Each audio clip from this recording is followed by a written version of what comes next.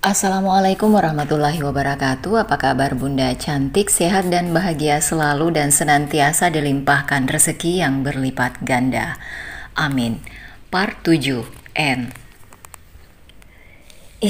Jangan senyum-senyum dalam tidur. Bunda jadi seperti melihat abi kalian yang sedang tersenyum. Males, gumam Parni sambil mencolek kedua pipi anaknya. Ya Allah, mimpi apa punya anak dua? Nggak ada yang mirip saya. Gumamnya lagi sambil tersenyum lebar. Setelah mencium keduanya, ia pun ikut terlelap. Namun kali ini tidurnya tenang, seakan satu persatu masalah terangkat dengan sendirinya. Alarm memang terbiasa berbunyi pukul 4 subuh. Parni bergegas masuk kamar mandi, melakukan ritual mandi dilanjutkan dengan mengambil air wudhu. Tepat ia keluar dari kamar mandi, selesailah azan subuh berkumandang. Langsung saja Parni melaksanakan sholat subuh sebelum kedua anaknya menggeliat bangun. Setelah selesai meminta begitu banyak keinginan pada Tuhannya, Parni membuka mukena lalu melipatnya. Saka dan Lingga masih pulas tertidur. Iseng Parni membuka ponselnya sambil membetulkan kancing daster yang belum terkancing sempurna. Duh, anak laki lagi pengen makan sambal goreng ati. Kapan belanjanya? Udah malam gini. Parni membaca status yang dituliskan oleh Bu Miranti semalam. Parni menoleh pada kalender yang ada di dinding kamarnya. Hari ini hari Kamis, berarti jadwalnya Bu Miranti menjenguk Ali. Mama mau jenguk Ali jam berapa? Parni mengirimkan pesan pada Bu Miranti. Menunggu beberapa menit tidak kunjung dibaca. Parni pun meletakkan ponselnya di atas nakas, lalu menghampiri Saka yang sudah membuka bola matanya sangat lebar. Anak bunda sudah bangun, sapa Parni sambil mencium pelan pipi Saka. Dilanjutkan dengan adegan menyusui si sulung dari kembar dua ini. Tuk-tuk, ya, ceklek. Sudah bangun, kirain Tete masih tidur. Tete mau nitip sesuatu enggak? Saya mau ke pasar dengan Mas Anton. Boleh deh, saya nitip kentang dan hati sapi seperempat dan juga soun ya. Mau bikin soun goreng. Wah, enak tuh. Sukun goreng, apalagi digoreng sore-sore pas hujan. Bukan sukun Parmi, tapi soun, mie yang seperti bihun, terang Parni dengan gemas. Ternyata telinga adiknya belum benar-benar sembuh. Oh, soun, oke, saya ingat, soun bukan sukun. Sama hati sapi seperempat dan kentang, gumam Parmi, mengulang pesanan Parni. Parni kembali melanjutkan aktivitas menyusuinya. Kali ini Lingga yang sudah merengek, ingin menyusu. Pelan Parni menaruh Saka di atas ranjang. Dilanjutkan ia mengangkat Lingga untuk menyusu di pangkuannya. Setelah memastikan Lingga nyaman dengan posisinya, Parni kembali meraih ponselnya. Ada 2 pesan masuk. Pesan pertama dari Bu Miranti. Jam 1 siang, Mama jenguk Ali. Kenapa nih? Mau ikut? Biar saya yang buatkan masakan yang sedang ingin Ali makan, Mah. Saya sudah belanjakan. Ya Allah, beneran. Terima kasih calon mantu Mama. Nanti siang Mama ambil ya. Iya, Mah, sama-sama. Parni membuka satu pesan lagi. Kali ini nomor dari Emir. Nanti siang saya ke rumah ya, Mbak. Saya sudah kangen. Parni menelan salivanya saat membaca pesan dari Emir. Tumben sekali pesannya lebay seperti ini. Berarti Mas Emir serius dengan ucapannya. Parni menggigit bibir bawahnya, dadanya tiba-tiba saja bergemuruh. Ini dia yang berat, menolak Emir yang sangat baik dan perhatian padanya. Apa yang harus ia katakan nanti? Iya Mas, hati-hati di jalan. Hanya itu yang dapat ia balas pada pesan Emir, tak ingin sakit kepalanya nanti. Parni memilih meletakkan ponsel kembali di atas nakas. Ia melanjutkan fokus menyusui Lingga hingga bayi itu kekenyangan. Seperti biasa, pukul 5:30 pagi seperti ini, ketiga anak kembar Parmi sudah bangun dan sedang menonton televisi ditemani oleh sang nenek, Bu Parti. Parni mendorong box Saka dan Lingga hingga berada persis di samping sofa yang diduduki Bu Parti. Jagoan nenek sudah bangun juga, belum mandi ya? Masih bau asem, sapa Bu Parti pada kedua anak Parni. Bu, nitip sebentar ya. Parni mau membantu Bibi memasak sarapan. Ya sudah sana. Bu, ada apa? Nanti siang Mas Emir mau ke rumah. Ya nggak apa-apa tuh. Kenapa emangnya? Parni khawatir Mas Emir mau melamar Parni. Emang kamu mau sama Emir? Parni menggeleng pelan. Sampaikan dengan baik-baik, nanti ibu akan temani kamu. Sekarang ke dapur sana, biar gak puyeng memikirkan banyak lelaki yang mau melamar. Seloroh Bu Parti yang disambut seringai lebar Parni. Tak terasa waktu pagi yang udaranya sejuk kini berganti dengan seringai panas matahari yang menyapa bumi. Padahal masih pukul 10:30 siang. Parni masih sibuk di dapur, menyiapkan masakan untuk dibawa ke penjara oleh Bu Miranti. Saka dan Lingga masih asik bermain bersama nenek dan bibi di depan. Sudah mateng teh? Tanya Parmi saat menghampiri Parni di dapur. Dikit lagi. Emang Mas Semir mau kemari? Emir, Parni, bukan Semir. Sama aja teh, tinggal hapus huruf S-nya. Assalamualaikum. Suara seseorang di depan pagar rumah Anton. Parni mengintip sedikit dari jendela dapur. Begitu juga Parmi. Emir, gumam Parni. Kenapa cepat sekali? Halo Ni, sapa Emir sambil tersenyum sangat manis. Mas Emir, sudah sampai saja. Ayo masuk Mas. Parni mempersilahkan Emir masuk ke dalam rumahnya. Sudah ada Bu Parti di sana dan juga Parmi yang menyambut kedatangannya. Bu, kenalkan ini Mas Emir, ini adik saya Parmi. Setelah sesi perkenalan dan basa-basi sebentar, Parmi pamit ke dapur, membuatkan minuman untuk Emir. Parni dan Emir sudah duduk di ruang tamu dengan rasa canggung. Mbak Parni, maksud kedatangan saya ke sini adalah untuk... Emir bangun dari duduknya, lalu berlutut di hadapan Parni. Mas Emir, apa ini? Bangun Mas. Parni mundur sedikit dari duduknya, merasa gugup dengan apa yang dilakukan oleh Emir. Menikahlah dengan saya, ucap Emir tegas dan langsung sambil mengeluarkan kotak bludru dari saku kemejanya. Biarkan saya bertanggung jawab atas Mbak Parni dan anak-anak. Maukah Mbak Parni menikah dengan saya? Tak jauh dari sana ada Bu Miranti yang berdiri mematung. Ia datang lebih awal karena ingin bermain dengan dua cucunya terlebih dahulu sebelum menjenguk Ali. Namun pemandangan yang tidak ingin ia lihat justru membuat hatinya hancur. Bahunya melemah. 2 bungkus plastik yang berisi aneka roti tergeletak di lantai teras rumah Parni.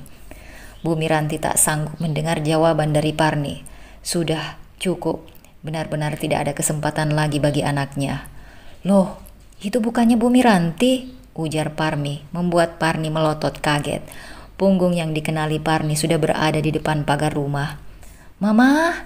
Teriak Parni, namun terlambat. Bu Miranti sudah masuk kembali ke dalam mobilnya, meninggalkan luka hati yang tersayat. Maksud Mama apa? Sepertinya Parni dan Emir akan segera menikah. Tidak mungkin, Mah. Mama jangan bercanda. Mama lihat sendiri Emir berlutut di kaki Parni sambil memberikan sebuah cincin. Ali tidak mau anak-anak Ali memanggil lelaki lain dengan sebutan papa. Mama juga sedih, tapi jika ini semua menjadi keputusan Parni, kita tidak boleh protes. Yang penting nanti setelah keluar dari sini, kamu bisa ketemu anak-anak. Selamanya Saka dan Lingga adalah anak-anak kamu, cucu Mama dan Papa. Bu Miranti menangis saat melihat putranya ikut menangis. Tidak ada yang bisa ia lakukan jika Allah sudah berkehendak. Ali termenung di dalam sel dinginnya, menatap langit-langit yang penuh dengan bekas kotoran cicak dan noda air hujan. Kepalanya kembali mengingat Parni adalah wanita yang pertama kali ia cium. Parni juga yang selalu saja ketus padanya bila sedang bertamu ke rumah Parni. Bahkan ia disuruh mencuci piring oleh Parni setelah ikut sarapan bersama. Hanya Parnilah wanita yang ia nodai keperawanannya. Haruskah wanita itu menjadi milik orang lain? Kenapa tidak dengan dirinya saja? Melamun baik, ada apa lagi? Tegur Bang Kamal. Ibu dari anak-anak saya akan menikah Bang, jawab Ali sendu. Berarti bukan jodoh lu, dah jangan dipaksakan. Tapi seperti tidak rela Bang. Pertama-tama emang gitu, nanti juga lu biasa lagi. Sabar aja, Tuhan pasti sudah siapkan jodoh terbaik buat lu. Tapi gue maunya wanita itu Bang. Puk, au. Ali memegang lengannya yang baru saja dipukul oleh Bang Kamal. Berani lu ngotot sama takdir, sengsara hidup lu Li, kayak sekarang. Puyeng gue sama lu. Udah tidur, udah pagi. Mulai deh garing. Ali memutar bola matanya. Bang Kamal selalu saja mampu membuatnya tersenyum tatkala hatinya sedang sedih. Ali berusaha memejamkan matanya, namun tetap sulit sekali. Sementara itu Parni juga sedang tidak bisa tidur. Karena nomor ponsel Bu Miranti tidak bisa dihubungi dan ia tidak tahu nomor ponsel Dr. Alan. Pada siapa ia harus bertanya, karena Anton juga tidak tahu. Apa ia harus ke rumah Ali, tetapi ia tidak tahu alamatnya. Duh, pusing. Parni menggaruk rambutnya yang tidak gatal. Dipandanginya kedua bayi yang kini bertubuh sangat gembul, padahal baru mau berusia 3 bulan. Alis mereka lebat seperti Ali, bahkan senyum mereka juga mirip sekali dengan Ali. Kulit keduanya putih, bersih dengan rambut hitam mengkilap. Parni baru ingat, ia belum melakukan akikah untuk anaknya. Besok ia akan bicara pada Anton, agar Anton mau membantu menyiapkannya. Sementara itu, Emir masih tidak bisa tidur. Sepulang dari rumah Parni, ia memilih tidak langsung pulang, melainkan menginap di sebuah hotel yang lokasinya tidak terlalu jauh dari bandara. Ia akan pulang 2 hari lagi, entah kenapa langkahnya begitu berat untuk kembali ke Surabaya. Padahal saat ini ia tengah patah hati, ia kembali mengingat perkataan Parni padanya. Flashback. Maaf Mas Emir, maaf sekali. Saya tidak bisa menerima pinangan Mas Emir saat ini. Hati saya tidak ingin saya berikan pada siapapun, kecuali kedua anak lelaki saya. Tapi saya mencintai kamu, Mbak. Maaf Mas, saya merasa tidak pantas menerima cinta Mas Emir yang begitu tulus. Maaf Mas Emir, saya tidak bisa menganggap Mas Emir lebih dari seorang teman. Bip, bip. Emir meraba ponselnya yang berdering. Ia melihat siapa yang mengirimkan pesan. Ternyata Fajar, sepupunya yang saat ini ngekos di Jakarta. Lu lagi di Jakarta, Mir? Iya. Ikut gue ke puncak besok, kita ke Gunung Salak. Emir tampak menimbang-nimbang ajakan dari Fajar. Ia harus menghibur hatinya yang saat ini sedang galau karena penolakan oleh Parni. Gue ikut, lu Sherlock kosan lu. Parni dan Bu Parti sedang membawa Saka dan Lingga kontrol bulanan ke dokter anak, rumah sakit yang sama tempat Dr. Alan praktek. Untung saja kemarin Parni sudah melakukan daftar online sehingga ia tidak perlu mengantri lama. Cukup konfirmasi kepada petugas pendaftaran, lalu membawa Saka dan Lingga untuk melakukan penimbangan berat badan serta pengukuran tinggi badan. Matanya tak berkedip memperhatikan lalu lalang orang di depannya, berharap ia bertemu dengan Dr. Alan. Cari siapa nih? Dr. Alan, Bu. Bukannya prakteknya di sini juga? Iya, emangnya kenapa? Tidak apa-apa, Parni hanya ingin bertemu saja. Sosok yang ia nantikan tak lama muncul dari pintu lift yang baru saja terbuka. Lelaki parubaya dengan tubuh tinggi tegap, sangat terlihat mempesona dengan kacamata dan rompi putih yang ia kenakan. Opa Alan, teriak Parni dengan kencang, membuat langkah dokter spesialis THT itu menghentikan langkahnya, lalu menoleh ke asal suara. Betapa kagetnya ia saat melihat Parni di depan sana sedang menggendong cucunya. Parni, gumamnya sambil melebarkan langkah menghampiri Parni. Kamu di sini nih? Iya, Pak. Parni mencium punggung tangan Dr. Alan dengan hikmat. Lelaki itu tersenyum juga pada Bu Parti. Lalu melepas rompi putihnya dan ia sampirkan di kursi tunggu yang masih kosong. Cepat ia mengeluarkan hand sanitizer lalu menyemprotkannya di kedua tangannya sebelum mengambil Saka dari gendongan Parni. Aduh, cucu opa, dikasih makan apa ini? Kenapa gendut sekali? Gumam Dr. Alan sambil mencium Saka dan Lingga bergantian. Mau apa ke rumah sakit nih? Kontrol, Pak. Kontrol ke dokter siapa? Dokter anak Mutia. Oh, teman saya itu. Kamu sudah daftar? Sudah, Pak. Maaf, Dokter Alan, pasien sudah menunggu, tegur seorang perawat wanita sambil tersenyum. Wah, kembar ya, Dok? Iya. Siapanya, dokter? Tanya perawat itu penasaran. Cucu saya, jawab Dokter Alan dengan mantap. Blush membuat rona pipi Parni muncul seketika. Betapa hatinya begitu gembira saat seorang dokter terkenal dengan tegas mengakui Saka dan Lingga sebagai cucunya.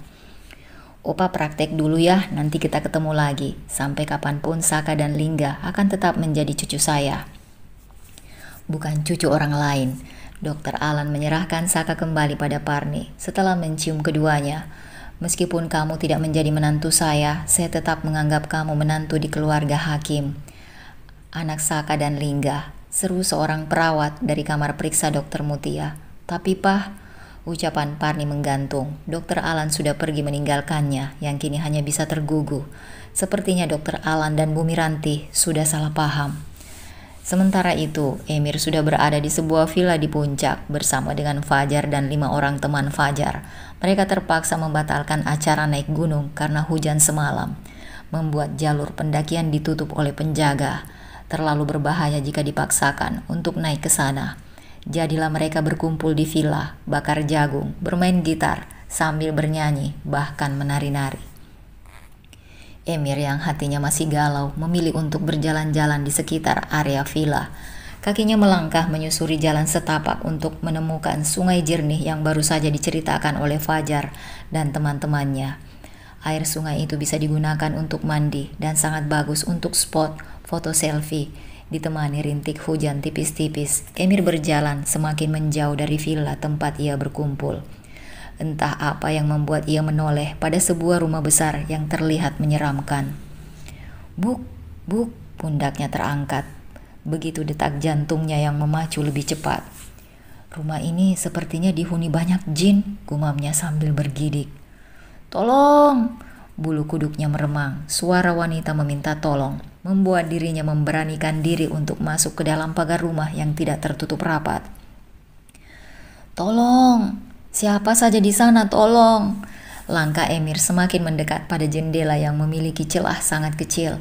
Sangat hati-hati dan pelan, Emir mengintip ke dalamnya. Bola matanya membulat sempurna, nafasnya pun seakan tertahan di rongga perutnya.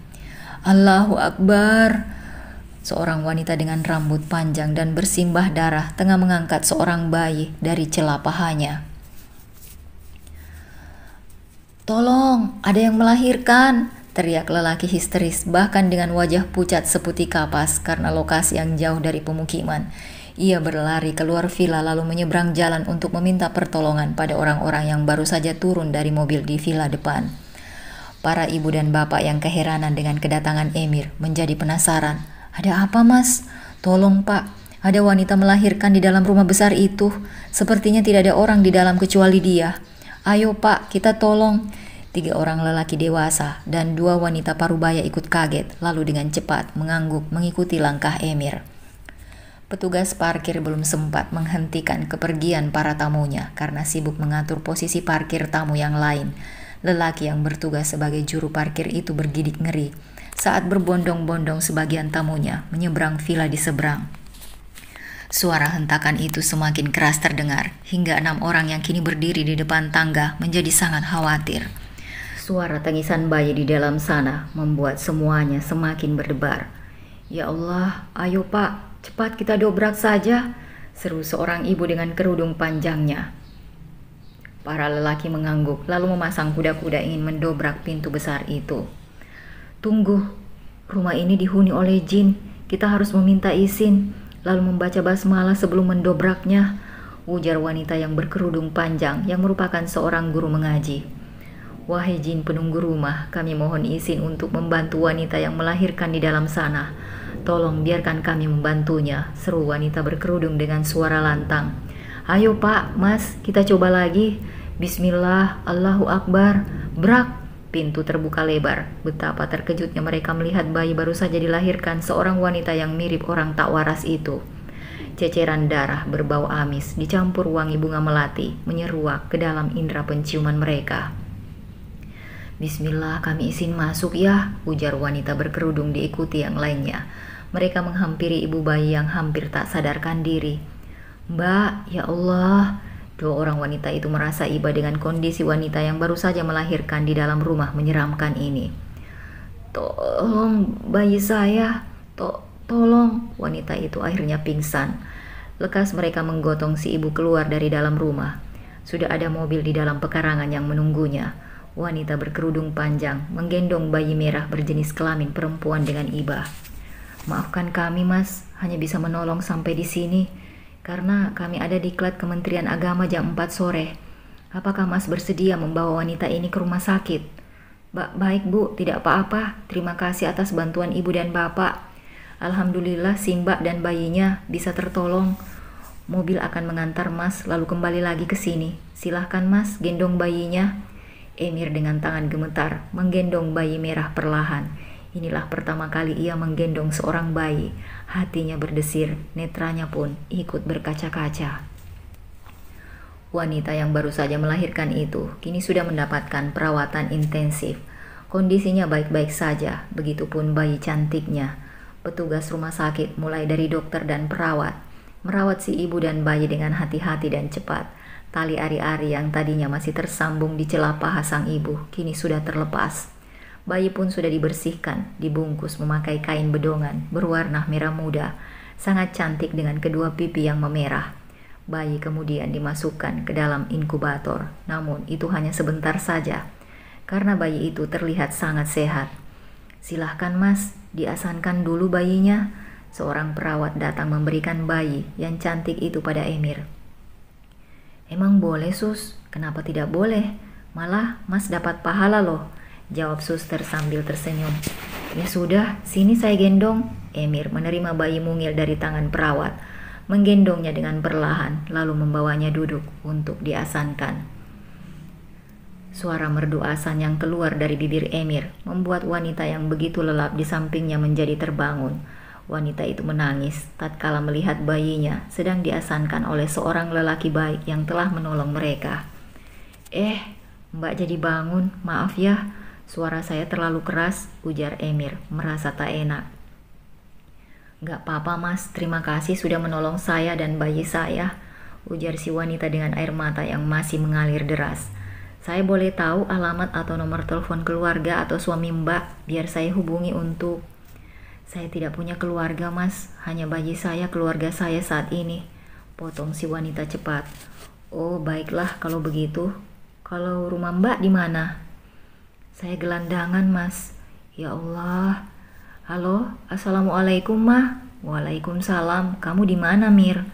Masih di Jakarta Mah. Lekas pulang, kakakmu besok mau lamaran. Alhamdulillah, oke Mah. Emir segera pulang. Assalamualaikum. Emir menutup teleponnya lalu menatap bayi yang baru saja ia taruh di dalam box bayi. Bibir bayi itu mencucut seperti ingin menyusu. Mbak, saya ke depan dulu ya, memanggil suster. Pamit Emir meninggalkan si ibu yang tersenyum tipis padanya. Wanita itu memandang sekelilingnya. Hanya ada satu ranjang di ruang perawatannya. Ada sofa dan televisi juga, seperti ruang berkelas saat majikannya terdahulu pernah dirawat. Lalu siapa yang membayarnya? Aduh, ini harus segera keluar dari sini. Karena tidak bisa membayar biaya rumah sakit, wanita itu turun dari ranjangnya, lalu menghampiri box bayi, menggendongnya dengan perlahan, lalu membawanya kembali ke atas ranjang. Pelan ia buka kancing bajunya, air ASI sudah keluar dengan deras. Langsung saja ia menyusui bayinya, yang tampak sudah ingin menyusui itu. Emir kembali dengan membawa seorang perawat dan juga aneka makanan, seperti roti, biskuit, dan juga buah-buahan. Begitu kamar dibuka, tampak sang wanita telah menyusui bayinya. Sudah pintar ibunya Mas, itu sudah bisa menyusui, tunjuk perawat pada wanita yang kini memunggungi mereka. Iya sus, terima kasih. Bayi pun terlelap kembali. Dengan pelan wanita itu menaruh bayinya kembali di dalam box. Mas, maaf saya tidak tahu kalau ada orang. Tidak apa-apa Mbak, ini saya belikan roti dan biskuit. Emir menaruh makanan yang ia beli di atas meja kecil. Mas, saya tidak bisa membayar biaya kamar perawatan mahal ini. Saya mau keluar saja bagaimana? Sudah saya bayar Mbak. Mbak baik-baik saja di sini sampai 1 minggu. Hah? Lama sekali. Sampai bayi Mbak benar-benar sehat. Ya Allah Mas, saya jadi merepotkan. Tidak repot Mbak, tapi mohon maaf. Saya tidak bisa menjenguk lagi karena harus kembali ke kota saya. Ini ada uang 700.000 Mbak bisa pakai untuk mencari tempat tinggal sementara. Ya Allah, terima kasih Mas. Semoga Mas dan anak istri diberi kebahagiaan, ujar wanita itu. Kini sudah menangis haru kembali. Amin. Emir berjalan ke arah box bayi. Om pulang dulu ya. Siapa namanya? Tanya Emir. Nama Mas siapa? Saya Emir. Kalau begitu, nama bayi cantik saya Amirah. Wah, namanya mirip dengan nama saya, jadi tersanjung.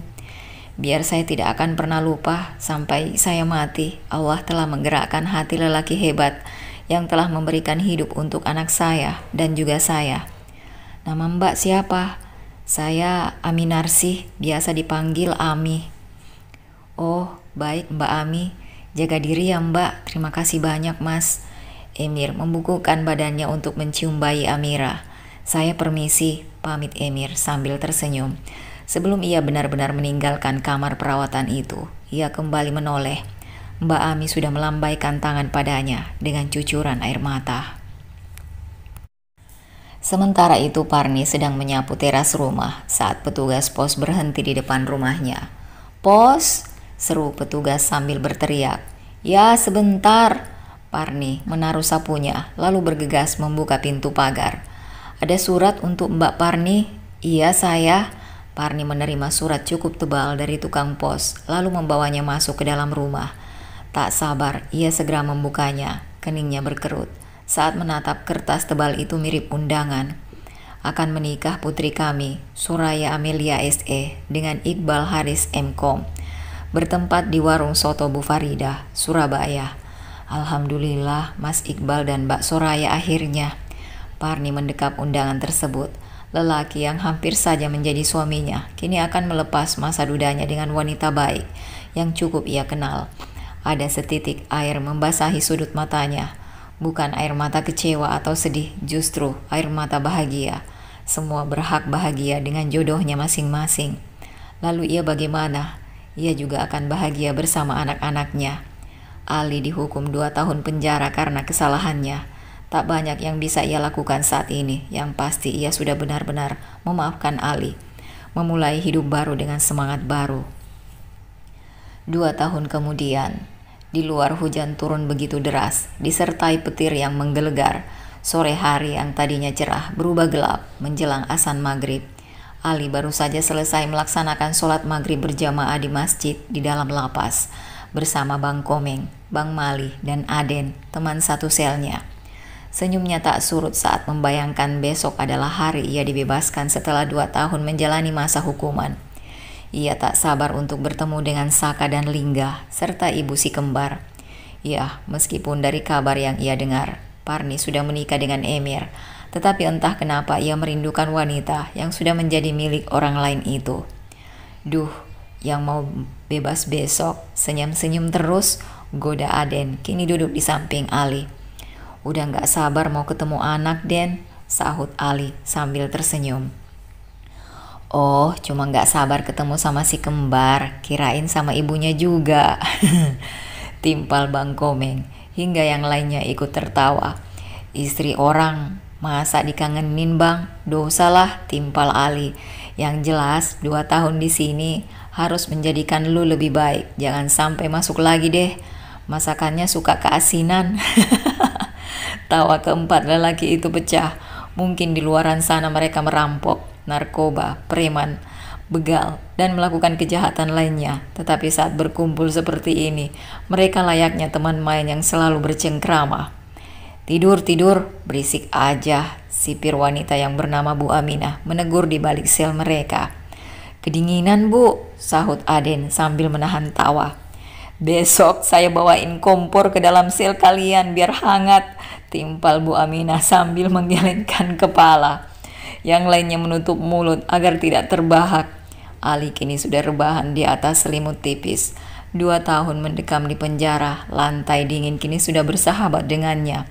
Nyamuk, semut, dan kecoa yang mondar-mandir di depannya juga sudah tak asing lagi. Ia bisa melewati semua dengan baik, walaupun masih saja hatinya patah bila mengingat Parni kini sudah menjadi istri Emir. "Besok jam berapa Li?" tanya Bang Komeng. "Jam 10 Bang." "Udah gak sabar saya Bang. Abang kapan jatahnya?" "Masih 6 bulan lagi. Abang titip kamu liatin anak abang ya." "Insya Allah Bang, alamatnya yang kemarin kan?"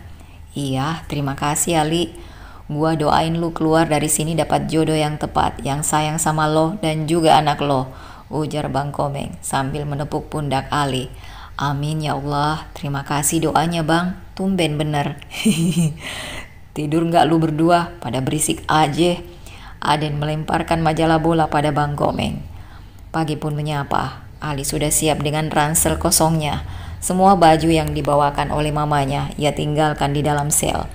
Tepatnya ia bagi-bagikan kepada teman sesama selnya sebagai kenang-kenangan. Hanya pakaian dalam saja yang ia bawa pulang. Jam sudah menunjukkan pukul 10 pagi. Ia telah bersiap dengan penuh semangat dan senyum terkembang. Kemarin mamanya mengatakan akan menjemputnya. Setelah berpamitan pada teman-teman satu sel, serta menyapa teman yang berada di sel lain, kaki Ali mantap melangkah keluar dari lapas, menuju petugas administrasi untuk tanda tangan.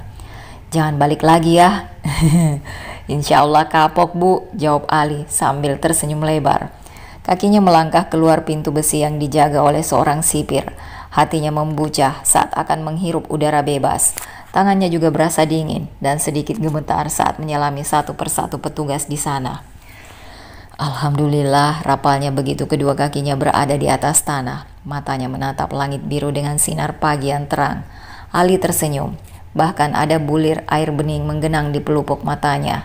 Ia bahagia bisa keluar dari penjara. Dihirupnya dalam udara pagi, lalu menghembuskannya perlahan. Kakinya kini melangkah mencari di mana mobil mamanya terparkir. Ia tidak menemukannya. Apa jangan-jangan mamanya belum sampai? Ali bermonolog. Ia memilih duduk di kursi panjang yang masih berlokasi di parkiran lapas sambil menunggu sang mama. Kepalanya masih saja menoleh ke kanan dan ke kiri mencari keberadaan sang mama. Ali, teriak suara wanita parubaya yang baru saja keluar dari mobil. Kini melambaikan tangan padanya. Ali bangun dari duduknya, tersenyum, lalu ikut melambaikan tangan juga. Baru 2 langkah hendak menyambut sang mama. Pintu mobil di belakang terbuka. Abi, Abi, Abi, panggil 2 anak lelaki berwajah sama dengan dirinya. Ali lemas, kakinya tak mampu menopang tubuhnya sendiri. Benarkah kedua anaknya ikut menjemputnya? Abi, keduanya berlari menyusul Ali yang mematung dengan air mata yang sudah membasahi pipi. Lelaki itu mengumpulkan tenaga untuk berlari, menyusul 2 buah hatinya yang kini sedang berlari ke arahnya. Ali sudah memeluk keduanya dengan erat, ia bahkan menangis sesenggukan saat kedua anaknya secara nyata ada dalam pelukannya. Abi, ndak boleh nangis. Aban sama dedek di sini, ujar si kembar entah Saka atau Lingga. Ali belum dapat membedakannya. Ali tersenyum, apalagi saat kedua tangan mungil 2 anak lelakinya menghapus air matanya. Kini sekuat tenaga ia bangun dari simpuhannya sambil menggendong kedua anak kembarnya. Itu bunda, tunjuk Saka pada wanita yang kini tersenyum ke arahnya. Tangan dan kaki Ali kembali tak bertenaga. Ya Allah, mimpi apa dia semalam? Benarkah wanita cantik di sana adalah Teh Parni, ibu dari anak-anaknya? Pak, papa kembar mana? Tanya Ali dengan berjalan pelan menghampiri mamanya dan juga Parni. Ndak ada papa, ada na Abi. Ini Abi abang dan dede, Saka menunjuk dada Ali. Lelaki itu tersenyum tipis. Ia tidak paham maksud perkataan anaknya. Mama, Bu Miranti memeluk Ali dengan erat, tentu saja dengan cucuran air mata.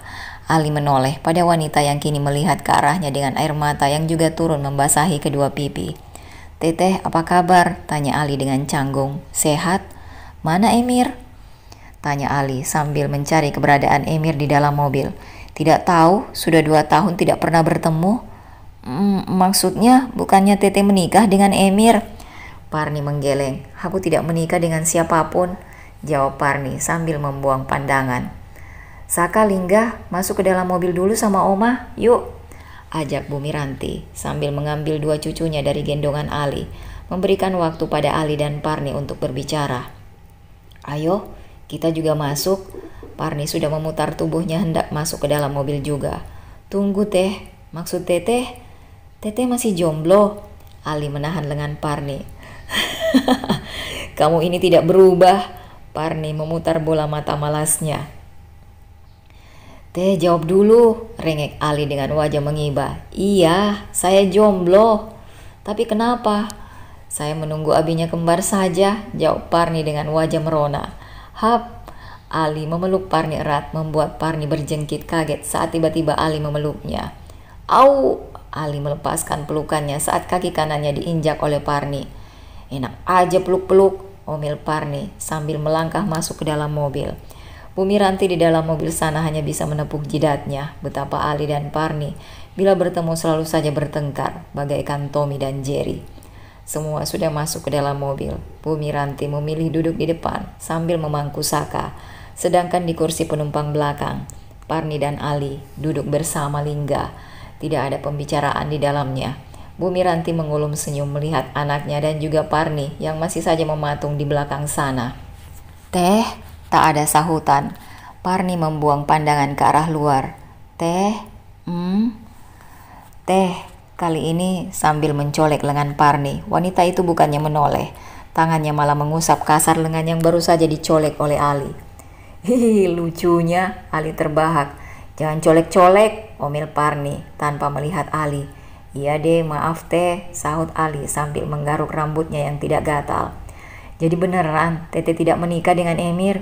Iya, kalau begitu menikahlah dengan saya. Bagaimana kalau Teteh menikah dengan saya? Tanya Ali tanpa ragu. Kalau kamu masih bicara seperti itu lagi, lebih baik kamu turun. Jalan kaki saja sana pulang. Gak mau ya? Ya sudah, gak apa-apa, yang penting Teteh gak nikah sama siapa-siapa. Saya jadi lega, ujar Ali sambil mengusap kedua pipi Lingga.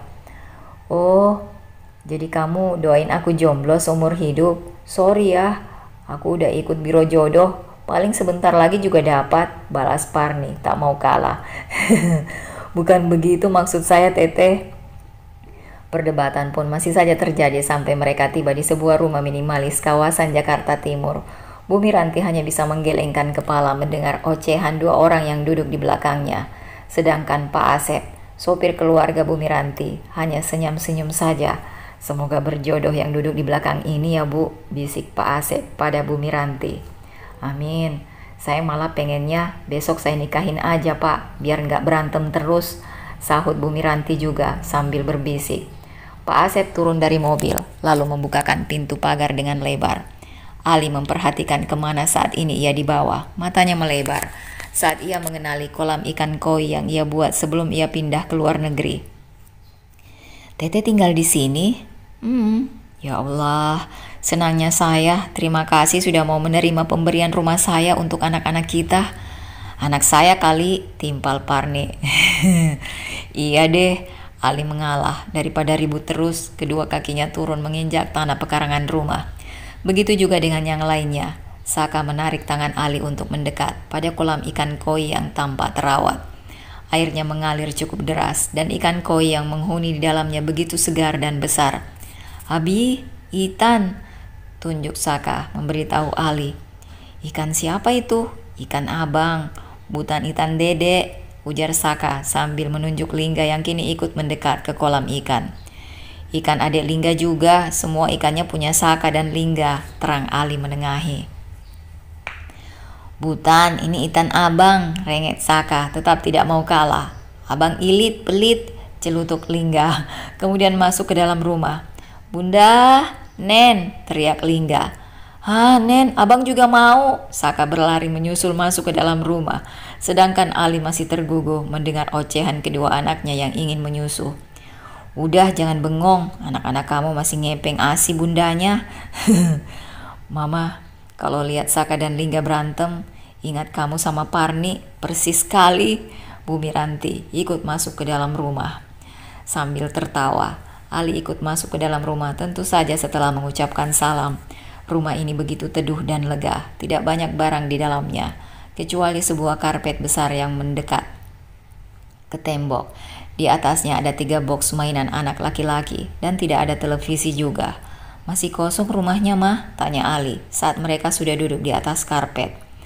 Parni yang tidak mau diisi banyak barang, dia bilang rumahnya seperti ini saja. Biar anak-anak bebas berlarian, jawab Bu Miranti. Parni keluar dari dapur, kedua tangannya membawa nampan berisi 2 cangkir minuman. Lalu di mana Saka dan Lingga? Keduanya tengah memegang ujung baju Parni, memohon agar diberikan izin untuk menyusu. Mah, ini minumnya. Li, silahkan, ujar Parni mempersilahkan. Ndak, Nen ya, ditit aja, rengek Saka. Saya ke dalam dulu ya sebentar, ujar Parni lagi yang diikuti kedua anak kembarnya. Itu di dalam kamar mau ngapain mah? Mau koprol? Ya mau Nen. Yah, Ali saingannya berat nih. Otak mesum di penjara, ujar Bumiranti gemas sambil memukul pundak anaknya. Ali hanya bisa tertawa kecil, lalu bangun dari duduknya, berjalan menuju kamar mandi. 1 jam menunggu hingga Ali pun tertidur di atas karpet. Sedangkan Bumiranti sudah sibuk di dapur, merapikan alat masak yang tadi pagi belum sempat Parni rapikan. Suara riuh dari dalam kamar sudah tak terdengar lagi. Rupanya Saka dan Lingga tertidur.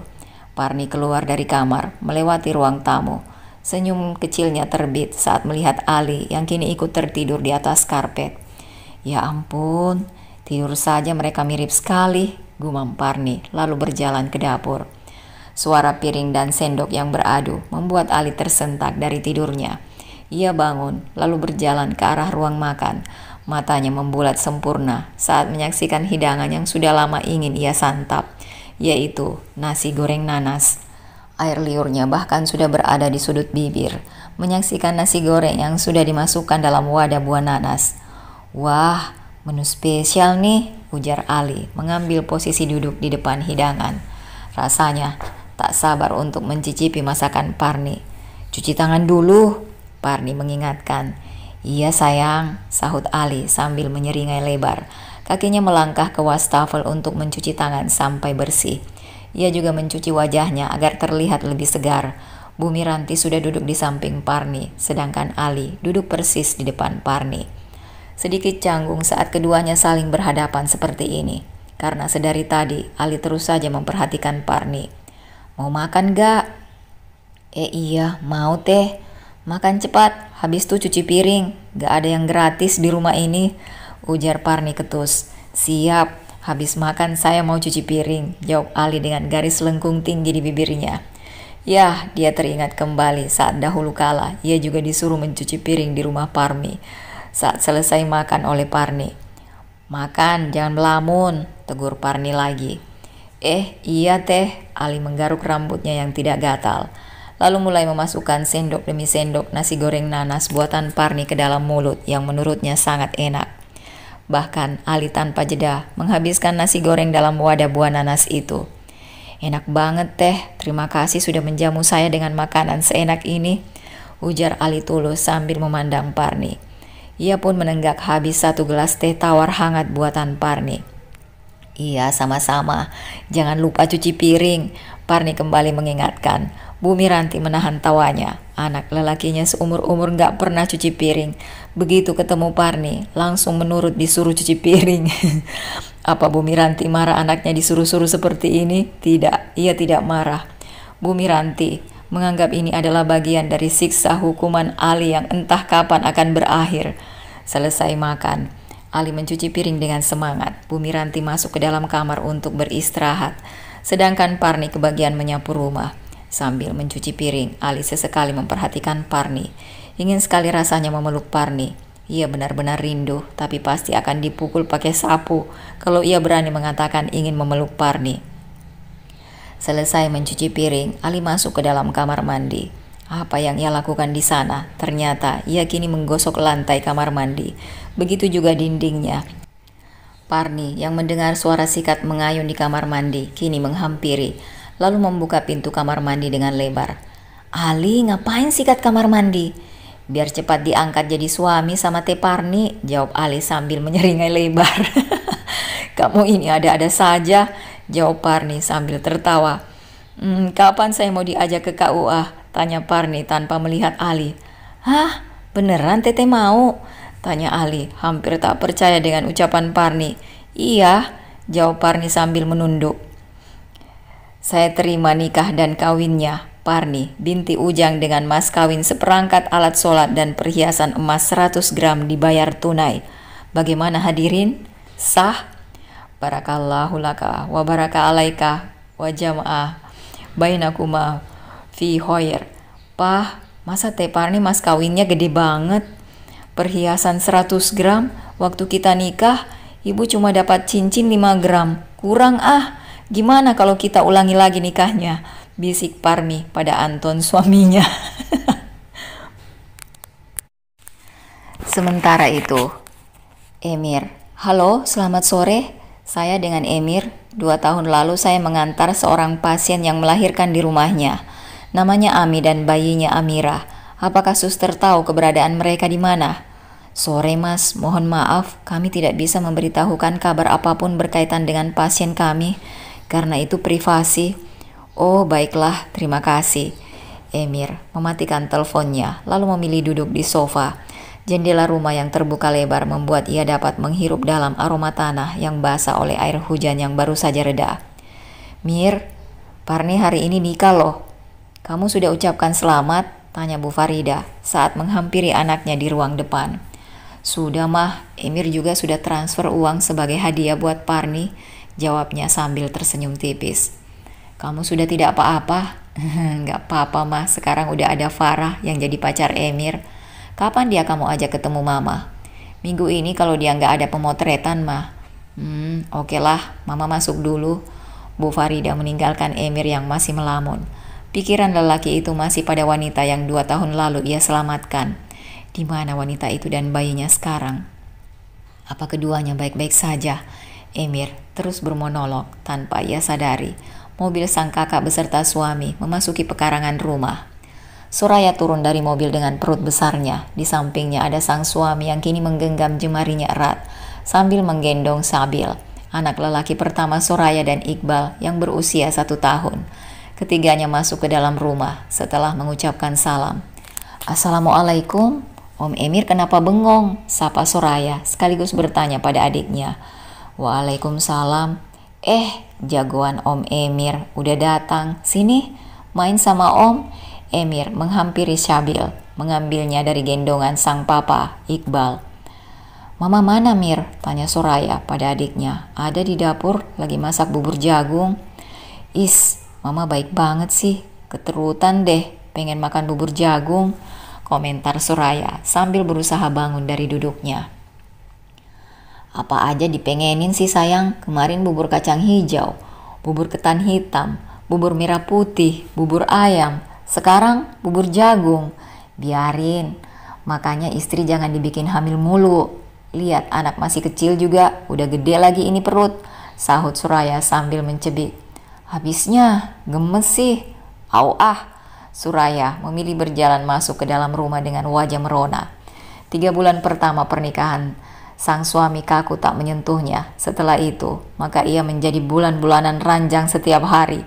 Bahkan setelah melahirkan, perutnya kosong hanya 5 bulan. Setelahnya sudah berisi lagi. Parni menikah hari ini. Abang ipar Emir itu akhirnya bersuara pada Emir. Iya mas, saya sudah telepon tadi mengucapkan selamat. Sudah transfer juga uang sebagai ganti kado buat Mbak Parni. Akhirnya ya, jodoh Parni itu Ali. Itu yang terbaik mas, apalagi ada Saka dan Lingga. Kamu benar, itulah yang dinamakan jodoh. Sekuat apapun kamu menolak, tetapi jika ia jodohmu, maka ia akan mendekat. Sementara itu di kediaman Ali dan Parni, sanak saudara masih berkumpul. Memang tidak banyak yang datang karena Parni tidak mau mengundang banyak orang. Pengalaman gagal menikah 2 kali membuatnya trauma menyiapkan pernikahan secara mewah. Saka dan Lingga masih saja berlarian di halaman bersama anak-anak yang lain. Ali masih berbicara pada Anton dan juga sepupunya. Ada Anissa yang juga sedang berbicara pada sang mama. Di sampingnya ada lelaki tinggi, tampan dan berkacamata yang terlihat malu-malu saat diajak bicara oleh Bu Miranti. Itu adiknya Ali kan? Tanya Bu Parti saat menghampiri Parni. Iya Bu, cantik ya, puji Parni sambil menikmati puding mangga. Iya, keluarga Ali cakep semua. Untunglah keturunan ibu ada yang mengikuti gen keluarga Ali. Lihat cucu lelaki kembar ibu, wajahnya ganteng, persis abinya. Bu Parti menunjuk Ali dengan dagunya. Emang Ali ganteng? Biasa aja tuh Bu. Parni memutar bola matanya. Kamu mah lain di mulut, lain di hati. Katanya nggak mau, malah nantangin kapan ke KUA. Bu Parti ikut mencebik. Udah Bu, Parni mau masuk dulu ya. Ganti baju nih, kebayanya engap. Parni masuk ke dalam kamar. Pemandangan yang tak luput dari ekor mata Ali. Dalam hati ia bersorak gembira saat melihat Parni berjalan masuk ke dalam kamar pengantin mereka. Mas Anton, saya titip kembar dulu ya. Ayang Beb udah masuk kamar. Saya mau bikin pendahuluan dulu. Ali terbahak. Ya udah sana masuk. Semoga beruntung anak muda. Meskipun feeling papa agak tidak enak setelah dokter Alan yang juga ikut terbahak bersama Anton. Bukannya menyemangati, papa malah nakutin. Timpal Ali. Anggap aja kamu lagi di Dufan, Li. Mau masuk rumah hantu. Kudu bacaan ayat kursi, balas Anton sambil menyeringai. Ali hanya mencebik, lalu meninggalkan Anton dan juga sang papa yang kini menertawakannya. Klek, sayang, panggilnya pelan sambil membuka pintu kamar. Kamu panggil siapa? Jawab Parni dari dalam kamar. Pakaiannya masih lengkap karena ia baru saja berhasil melepas hiasan rambutnya. Ya panggil istri, masa panggil selingkuhan? Ali masuk ke dalam kamar dengan canggung. Inilah pertama kalinya ia berada di dalam satu ruangan bersama Parni. Ia memilih duduk di atas ranjang yang sudah cantik dengan kelopak bunga mawar merah. Posisinya tepat di belakang tubuh Parni. Ya Allah, ini mah lebih menyeramkan dari rumah hantu, gumam Ali dalam hati.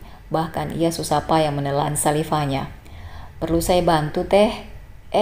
Sayang, tidak usah, saya bisa kok, jawab Parni sambil kesusahan menurunkan resleting kebaya. Kenapa harus kebaya dengan resleting belakang sih? Bukannya kancing depan saja, saya jadi kesusahan, ocehnya pelan. Ali tidak menyahut lagi. Ia berusaha menahan tawa karena gerutuan Parni, karena ia pelaku dari pemesan kebaya dengan resleting belakang itu.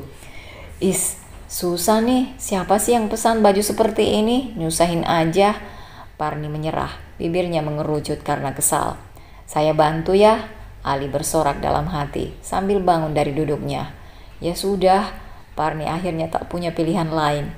Ali berjalan semakin dekat, membuatnya berdebar. Aroma parfum Ali begitu ia suka, hingga membuat tubuhnya ingin memeluk Ali, namun ia tidak boleh goyah. Urusannya dengan Ali belum selesai sampai di sini. Saya bantu ya, ujar Ali lagi semakin bersorak. Tangannya dengan gemetar menurunkan kancing baju kebaya yang memang sedikit macet. Berharap ia dapat melihat punggung polos Parni sebagai bab pendahuluan dari kegiatan inti nanti malam. Syukur-syukur bisa ia usap sedikit. Matanya melotot sempurna, bahkan kini bahunya melorot saat di depannya bukanlah kulit punggung Parni istrinya, melainkan kaos dalam yang cukup tebal. Ternyata Parni memakai dalaman kaos sebelum memakai kebaya. Saya mah pinter, udah antisipasi oleh kejadian-kejadian yang memang sudah direncanakan oleh pelaku yang mau bikin pendahuluan saja, Hoce Parni sambil melirik Ali dengan sengit. Kakinya melangkah lebar menuju kamar mandi sambil membawa baju ganti. Ia takkan sanggup mengganti pakaiannya di depan sang suami. Lelaki itu hanya bisa memelas, bahunya melorot saat harapan tak seindah kenyataan. Parni sudah masuk ke dalam kamar mandi lalu menutup pintunya. 5 menit berlalu. Ali menunggu Parni keluar dari kamar mandi dengan sabar. Abi, tolongin, ini susah, teriak Parni dari dalam kamar mandi. Ali tersentak kaget seketika wajahnya sumringah. Iya sayang. Akhirnya kamu tempur juga semongko, ucap Ali pada teman kecilnya. Klek, Ali membuka pintu kamar mandi. Lah, mau ngapain? Kok telanjang? Tanya Parni keheranan. Pakai lagi bajunya sana, jangan porno di sini. Saka dan Lingga biar tidur di rumah mama saja ya, ujar Bu Miranti yang sudah memangku Saka, sedangkan Lingga dipangku oleh opanya. Jangan mah, saya iseng kalau tidak ada orang di rumah, tolak Parni terus terang. Terus itu yang lagi nunduk siapa? Demit, celutuk Parni. Sang adik yang sangat kebetulan pintar malam ini. Di samping Parni sudah duduk Ali yang kini sedang menunduk.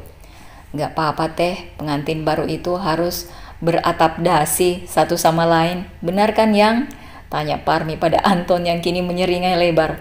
Baru sepersekian detik dipuji. Udah error lagi Nyonya Parmi. Beradaptasi, Anton membetulkan ucapan Parmi. Iya, tadi kan ibu bilang beratap dasi. Balas Parmi tak mau kalah. Semua yang ada di sana tertawa mendengar ucapan Parmi dan juga Anton. Besok tinggal jemput ke rumah omanya. Jangan takut teh, paling digigit sayang doang sama Ali. Yang lain pun ikut tertawa. Ya sudah, kita pulang dulu ya nih. Ali, ibu balik ya. Iya bu, mah, pah, teh Parmi, hati-hati di jalan. Titip kembar dulu ya mah, ujar Ali sambil mengantarkan orang tua serta mertuanya ke depan rumah. Setelah bujuk rayu yang maha dahsyat, hingga Bu Miranti turun tangan, akhirnya Parni mengizinkan Saka dan Lingga untuk menginap di rumah Oma Miranti. Dengan catatan, besok ia akan kembali menjemput si kembar. Satu persatu masuk ke dalam mobil masing-masing, menyisakan Parni dan Ali yang terlihat canggung. Ayo masuk teh, sudah malam. Iya, saya capek banget. Keluh Parni berpura-pura menguap. Ia berjalan lebih dulu masuk ke dalam rumah dan langsung menuju kamar. Sedangkan Ali bertugas mengunci pintu. Sebenarnya rumah sudah rapi, hanya saja masih ada gelas bekas minum dan juga beberapa piring kue yang belum sempat dicuci oleh petugas catering. Jujur, ia pun gugup hanya berduaan saja dengan Parni di rumah. Suasana begitu mencekam, mengalahkan suasana malam Jumat di kuburan, sehingga ia memilih mencuci piring saja. Setelah selesai mencuci piring, Ali pun menyapu rumah, melipat karpet. Bahkan Ali mengepel dapur dan ruang tamu, hingga rumah kembali kinclong dan bersih. Ali tidak tahu saja, Parni sudah mengintipnya dari balik celah pintu yang tidak tertutup rapat. Istrinya itu mengulum senyum penuh arti, lalu kembali berjalan naik ke ranjang yang masih bernuansa romantis. Dosa tidak sih kalau menolak? Sepertinya aku masih trauma, gumam Parni sambil menatap dua ekor cicak yang saling berkejaran di langit kamarnya. Belum tidur, saya kirain sudah pulas, tegur Ali saat baru saja masuk ke dalam kamar. Ini juga mau tidur, udah ngantuk, sahut Parni. Saya matikan lampunya ya bun. Lampu kamar padam, menyisakan sinar redup dari Pasangan pengantin baru itu akhirnya terlelap, merasakan lelah dan juga kantuk yang datang bersamaan. Di luar sadar mereka, keduanya kini tengah berpelukan dalam tidur. Parni merasa sangat hangat dan menyurupkan kepalanya di dada sang suami. Semua itu ia lakukan di luar kesadarannya yang terlelap begitu nyenyak. Tangannya juga sudah melingkar, memeluk suaminya yang mulai gelisah, hingga membuka matanya pelan. Ali melihat bagaimana kondisi tidur mereka. Dalam hati Ali bersorak. Bukannya ia lepaskan, tetapi malah mengeratkan pelukan sambil mengusap sayang punggung sang istri, hingga ia pun kembali terlelap.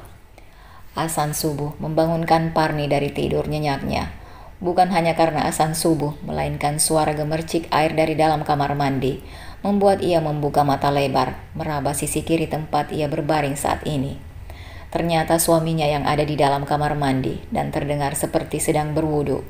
Klek, pintu kamar mandi terbuka. Selamat pagi sayang, wudu gih, biar kita jamaah, Tita Ali yang diikuti anggukan Parni.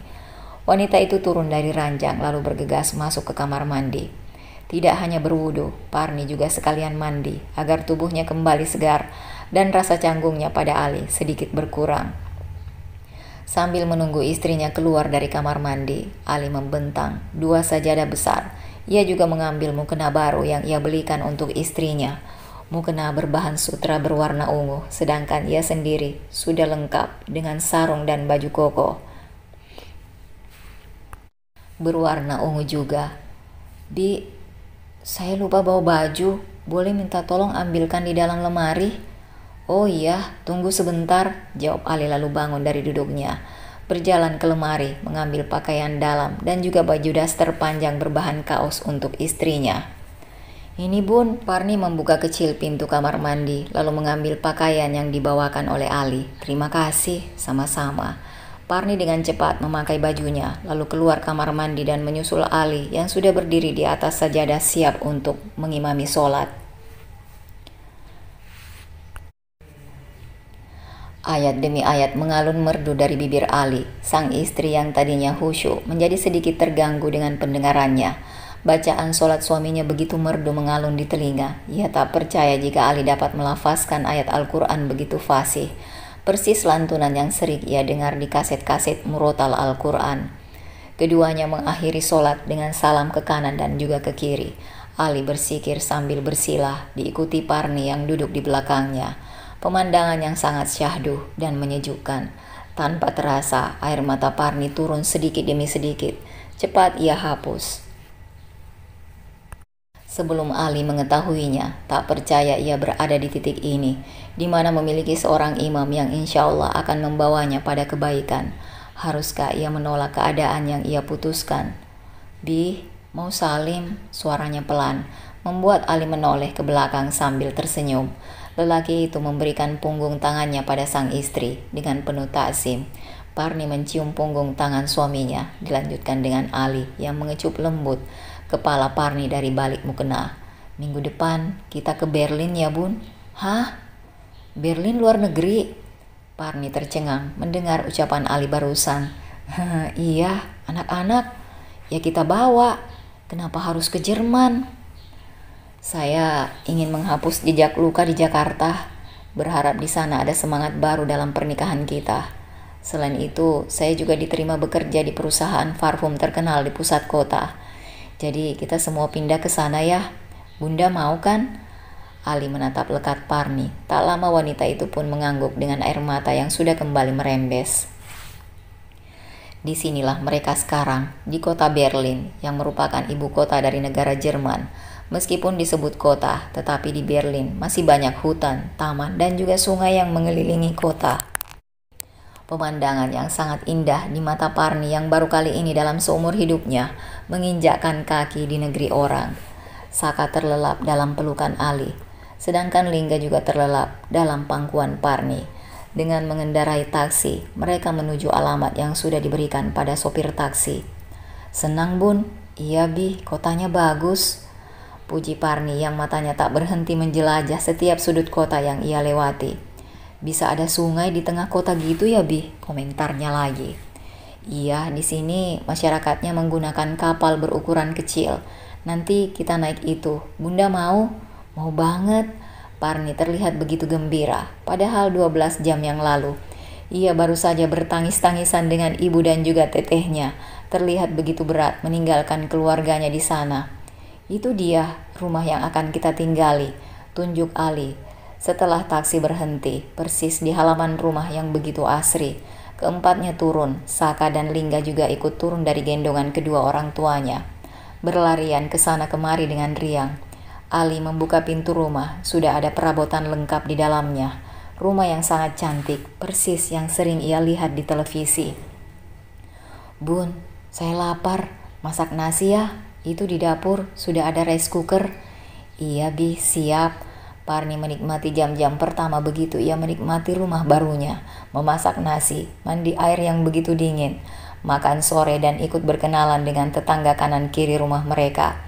Satu lagi yang membuat Parni kagum pada sang suami, fasihnya lelaki itu dalam bercakap-cakap dengan tetangga menggunakan bahasa Jerman. Tanpa sadar, Parni terus saja memperhatikan gerak-gerik suaminya seharian ini, hingga malam pun tiba. Selesai makan malam dan meniduri si kembar di kamar mereka, Parni berjalan masuk ke dalam kamarnya. Sang suami sedang fokus di depan laptop. "Bi, ya, sedang apa?" tanya Parni mendekat pada Ali. "Membalas email masuk dari perusahaan. Kalau Bunda ngantuk tidur saja lebih dulu," jawab Ali sambil tersenyum. "Bi, ya, ada apa, Bun?" Kali ini kening Ali berkerut. Sangat aneh dengan sikap istrinya. Parni dengan tangan gemetar memberanikan diri membuka baju tidurnya, menyisakan celana dalam dan bra saja. Tentu itu membuat Ali tercengang dan fokus pada Parni. Bunda maksudnya?" Ali tergagap. "Insya Allah saya siap menunaikan kewajiban saya sebagai seorang istri yang sudah 8 hari saya abaikan," ujar Parni tegas yang kini sudah duduk di pangkuan suaminya. "Ya Allah, Bun, terima kasih. Tapi beneran, Bunda nggak apa-apa?" tanya Ali memastikan. "Iya," Parni mengangguk yakin. Malam ini adalah malam panjang dari mereka berdua. Ali menerima Parni dengan segala kelebihan dan kekurangannya. Begitupun juga Parni yang sudah mengikhlaskan takdir bagi dirinya dan juga suaminya. Lenguhan panjang dari keduanya menandakan cinta itu kini benar-benar bersemi. Tidak ada paksaan, yang ada malah puji-pujian atas nama cinta yang sepertinya kini telah bersemi begitu indah. "I love you, Bun," bisik Ali. "I love you too, suamiku." Keduanya tak melepas pelukan hingga pagi menjelang. Cinta adalah pemberian terbaik. Cinta juga adalah penghargaan terbesar untuk menerima. Jangan terlalu keras pada dirimu sendiri karena hasil akhir dari semua urusan di dunia sudah ditetapkan Allah. Jika sesuatu ditakdirkan untuk menjauh darimu, maka ia takkan pernah mendatangimu. Namun, jika ia ditakdirkan untukmu, maka kamu tak akan bisa lari darinya. Terima kasih Bunda sudah menyimak episode terakhir dari sequel Duda Kurang Belayan. Sampai ketemu di kisah yang lainnya. Bye-bye.